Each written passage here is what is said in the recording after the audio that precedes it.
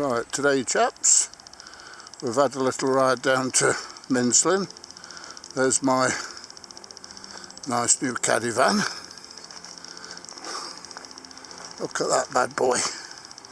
And we're going to be heading off up here. The walk is probably about 15-20 minutes uphill, of course. And this particular mine, you're going to need either waders on or wet socks and a wetsuit, because you will get, depending on the rain, it'll be either just over your wellies, probably just below knee, or high thigh. About a quarter of the way up. And I'm puffing and blowing like a blooming racehorse again. What used to be a star, now it's a little gate, and that's all the climbing done with, unless you're going up to the top level and getting in on that, but we'll have a discussion on that in a bit. So let's go to the area where we're going to get changed. Milling sheds or whatever they're used for. The main chimney up there, and this is a suitable area to get our kit on. Right, we've now got to the tunnel that you have to walk through to get to the adit, which is straight in front, and up there is the various levels. There's another path or whatever to the left hand side.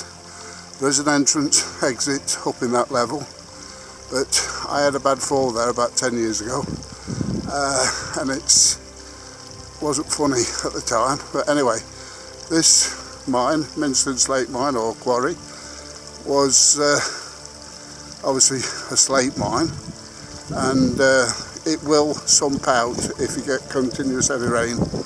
And also I've got to note, back here you might be able to just hear one, we're in what's called the Mach loop, which is where fighter jets come down extremely low to practice tactical manoeuvres, and basically any fine day, and they'll be up and down this valley. You have to wade through this tunnel to get to the lower adit, but this isn't actually the adit. You can see the end there, it's just a short tunnel about 50-60 metres long.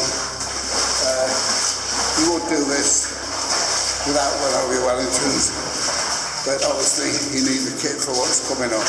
There we go. Oops. That's me just banging the head out of this tunnel, and as said, it will sump out. Although last night, or yesterday afternoon, last night it did pee down. Oops, there goes Alfie tripping. But the ground's that dry, the ground's took it all, and this level in here actually looks quite low for what it's, I would say, normal levels. I've seen this literally up to the top, so if it does sump out, you're going to have to get out at the top at it. There's an axle, there's a waste cart, but didn't quite make it out. There's the entrance. Right, this water in here is probably the lowest I've ever known it, but I think it has been quite dry with us this last few weeks or even months. But look at that water line up there. Nearly at the end now. I would say it's probably about 100 metres long, something like that, so it's not too far to wait. There's a few nice little artefacts. There's a passageway there and another passageway there.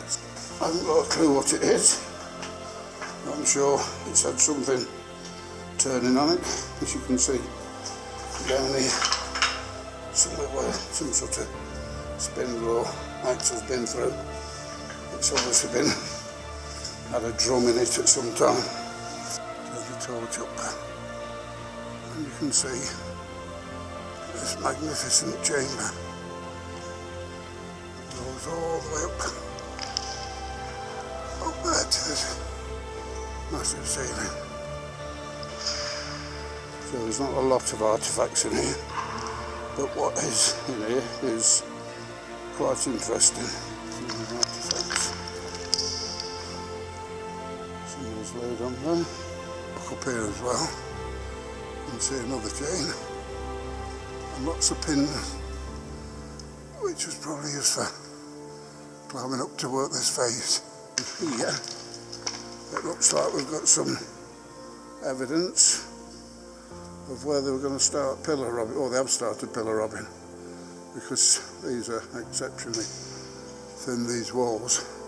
A bit more chain here.